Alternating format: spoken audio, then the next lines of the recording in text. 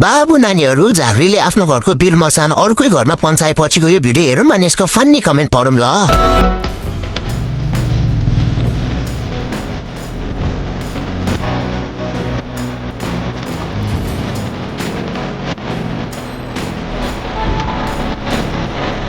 तो चलिए शुरू करते हैं। पुरै फिल लियो केटाले।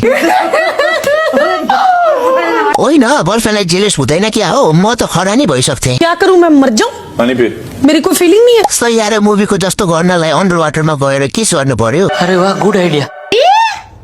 पख म नि अबदेखि यस्तो भिडियो बनाउँछु। जोर जोर से बोल के लोगों को स्कीमें बता दे। बद्री विष्ट भन्दा पनि खरा निस्क्यो यो ब्रो त यार। त्यही सुन्दै बस्नु तपाईहरु यो न्यूज चलाउनको लागि फोकट कुराहरु।